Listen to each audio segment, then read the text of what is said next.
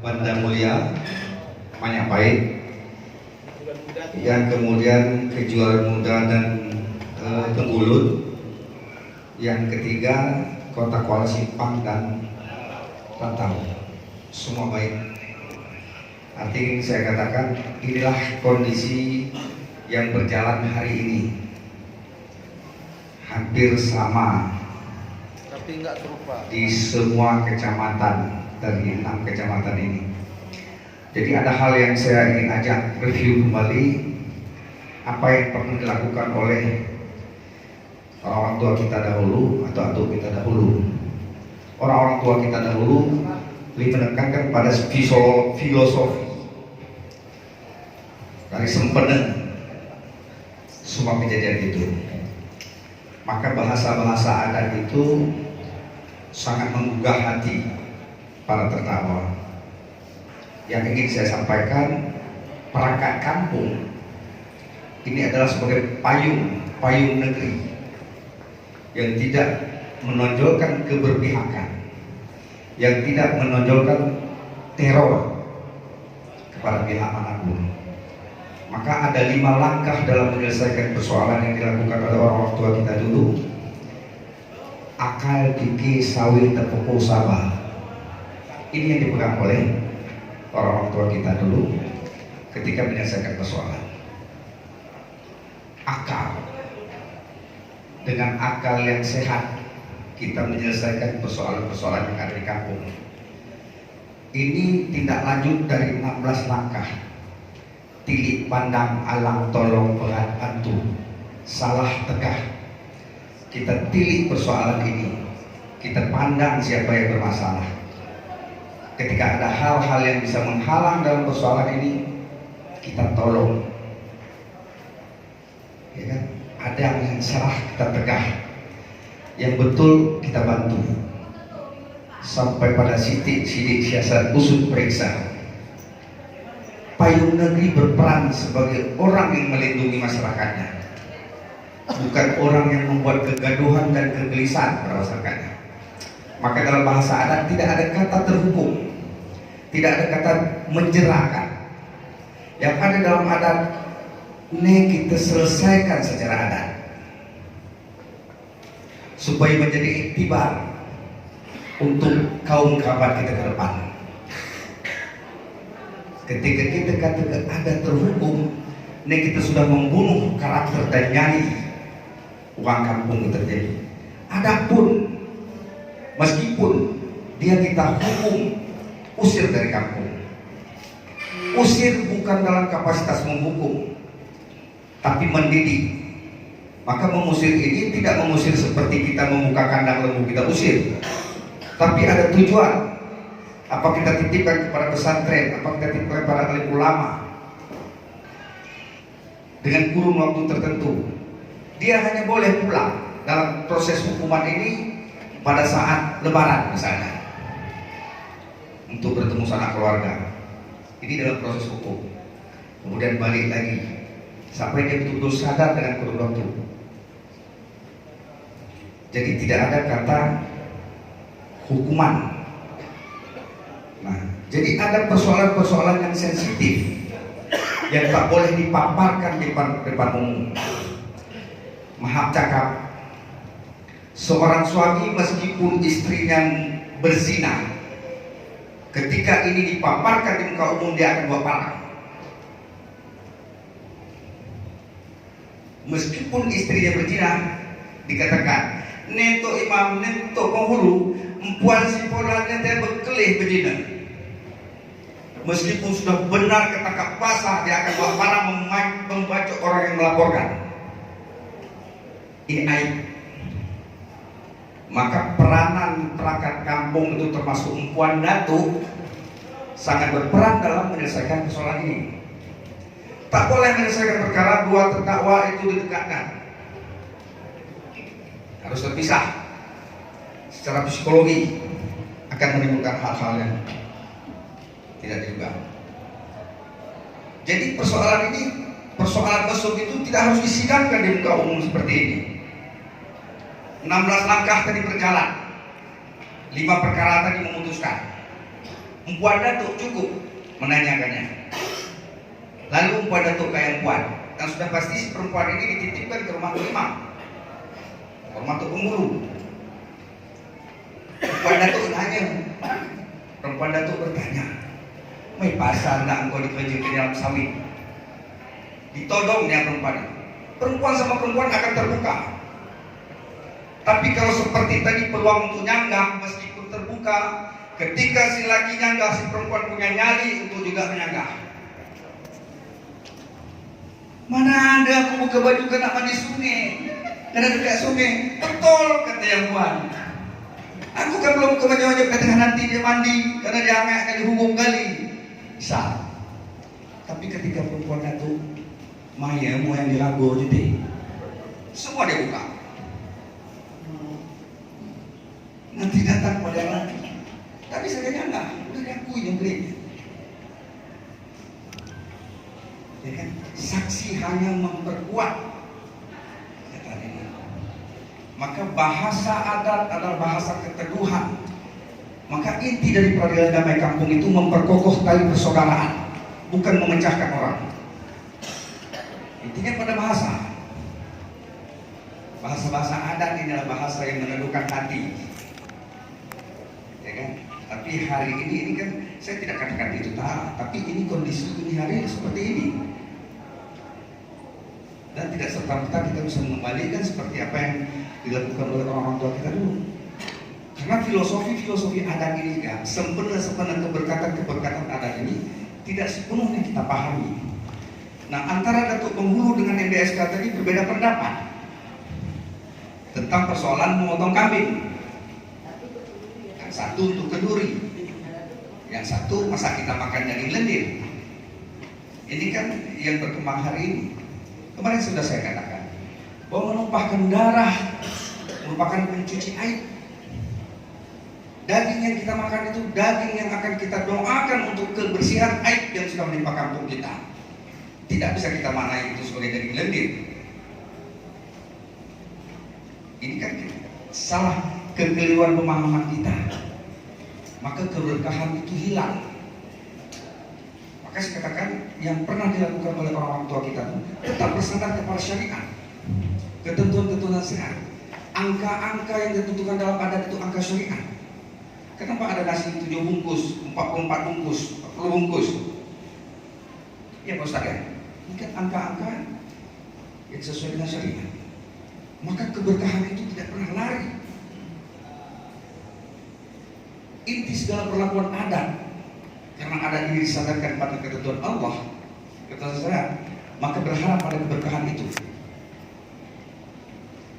Nah, jadi hari ini kan kita sudah sama-sama melihat, tinggal kemampuan kita bagaimana. Maka perlunya sebuah kanun kampung tadi itu sebuah hak yang mutlak, supaya tidak ada perdebatan antara perangkat kampung yang seharusnya menjadi payung negeri terhadap masyarakatnya.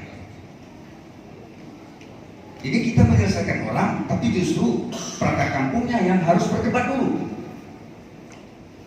Mustahil persoalannya akan selesai.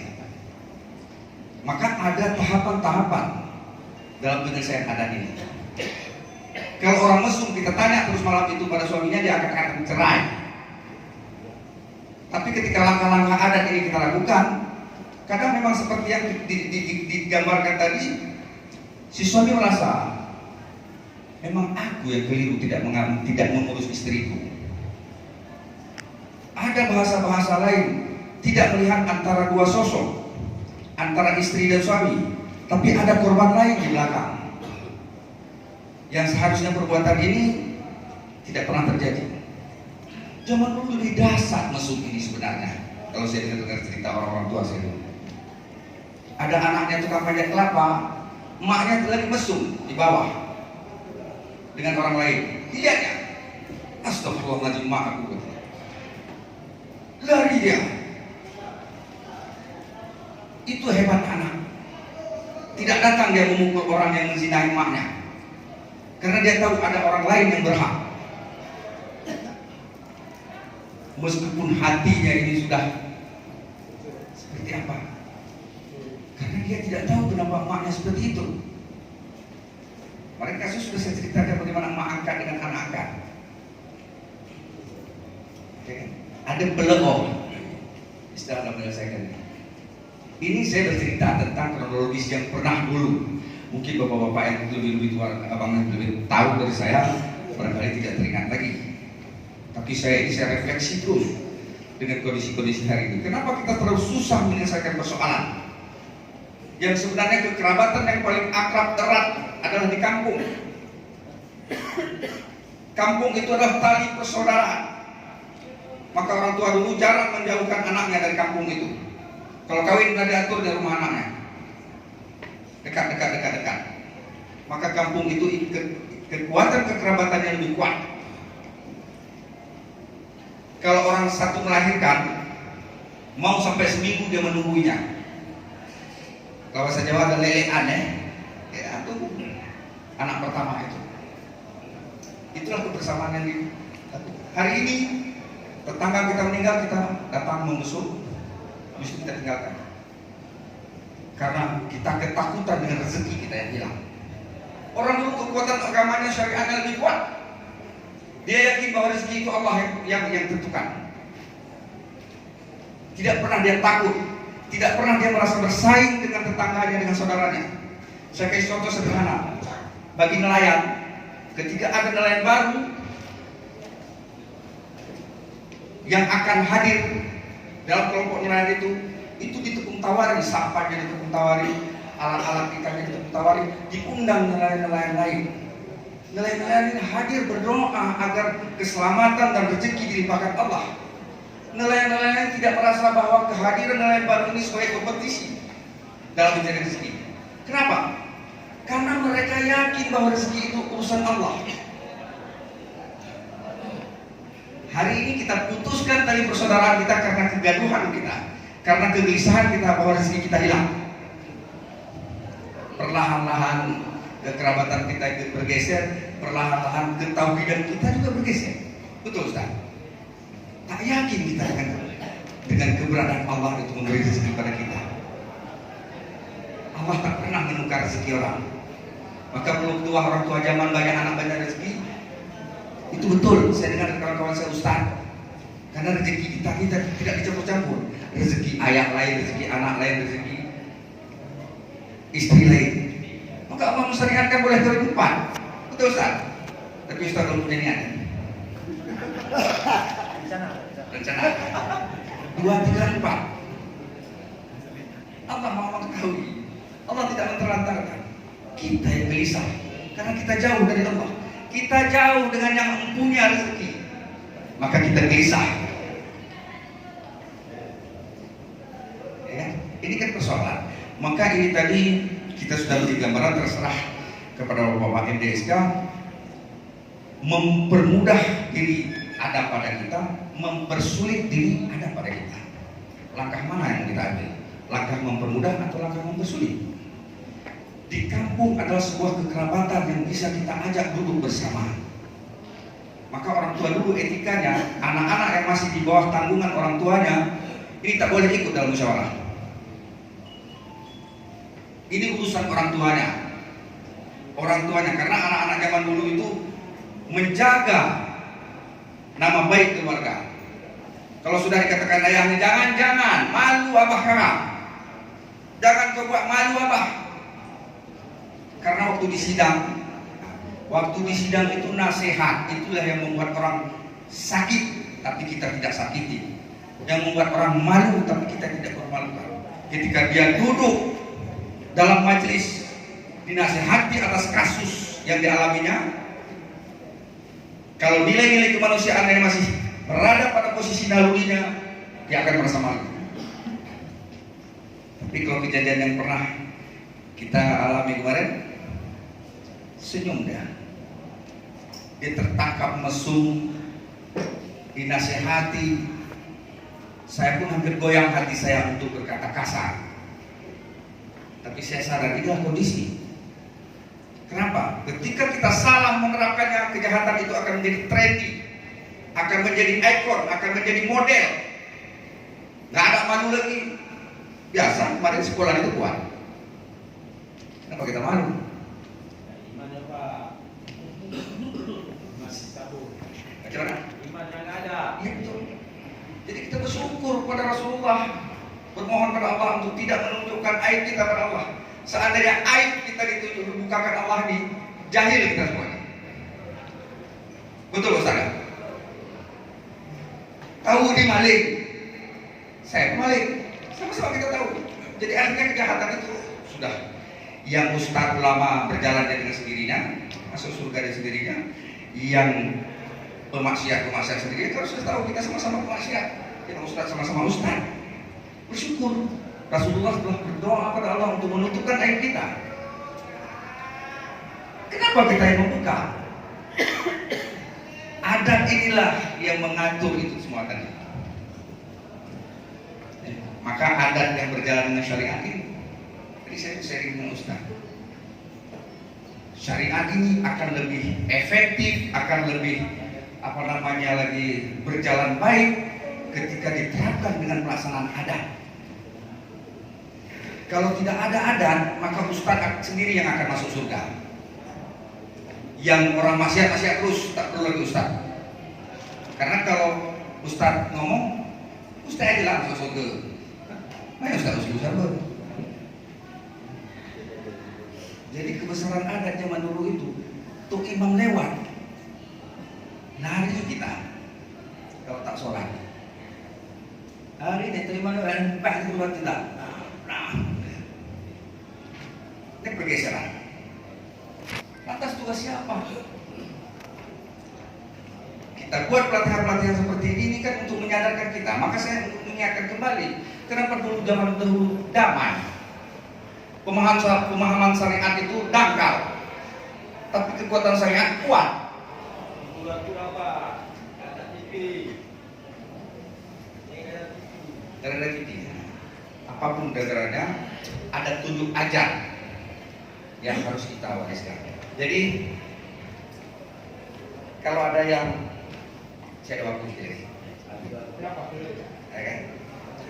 Kalau ada yang mau bertanya lagi tentang kondisi yang ini, saya kasih waktu, kita sharing lagi. Saya tidak menggurui, tapi saya bercerita, inilah kondisi zaman dulu. Terserah pada kita, apa kita ingin mempertahankan yang seperti ini, atau kita ingin melakukan seperti apa yang dilakukan oleh kakek-kakek kita dulu. Maka kanun itu suatu hal yang sebuah keniscayaan, sebuah keharusan, sebuah kemutlakan. Ketika terjadi kejadian seperti ini benar saya, besok juga seperti ini benar saya. Jadi yang paling penting saya ingin katakan, perangkat kampung, majelis kampung adalah payung negeri di dalam kampung itu. Dia yang memayungi rakyat, tak boleh ada keberpihakan. Peganglah pada 5 langkah ini. Akal, fikih, sawi, tepuk sabar. Sawi itu ditimbang-timbang. Dalam sidang kita katakan, mungkin anaknya begini, mungkin kau begini. Kalau ayahnya bagus, kita katakan ayah munde kali. Ayahnya seperti kita katakan atuk munde kali. Kita cari pada hal-hal yang baik, kita sandarkan. Menyadarkan dia bahwa aib yang dibuatnya itu membawa rentetan pada keluarga. Ini yang dilakukan oleh orang tua dulu. Bersandar pada hal-hal yang baik. Maka inti dari peradaban damai kampung bagi seluruh kekuatan yang adalah memperkokoh tali persaudaraan, tidak memecahkan. Ya. Oke, Pak. Jadi saya berharap pelatihan ini bisa kita menjadikan sebuah motivasi, bukan pedoman saya katakan. Jadi kan kita lupa. Saya ingin membangkitkan ingatan kembali. Gak mungkin macam masa abang ini lupa karena jauh keluar dia kawan abang saya jauh. Tak mungkin Pak Junan juga lupa, jauh di atas saya. Tapi saya mengingatkan kembali agar terview. Sebab ketika terjadi hal-hal yang baru kita lupa hal-hal yang lama. Maka yang kita ingatkan, mudah-mudahan pelatihan ini bisa memikirkan kembali. Kita akan mempermudah persoalan kita di kampung atau kita ingin mempersulit. Peganglah pada besenok ke bukan kadar mencelaka. Kalau bukan kadar kita untuk jadi datuk, susah jadi datuk. Celaka orang itu banyak. Duduk dari sekarang dulu. Ya kan? Bagaimana datuk nanggung diri cek paham, macam mana dia akan mengurus orang lain? Gaduh mengenai datuk. Ada yang belum cukup umur dah jadi datuk. Banyak duit yang jadi datuk ya bunda bang. Ya kan? Jadi ada langkah-langkah kita sudah kasih masukan kepada pemerintah supaya datuk-datuk itu paham adat. Tapi sampai hari ini belum terrealisasi.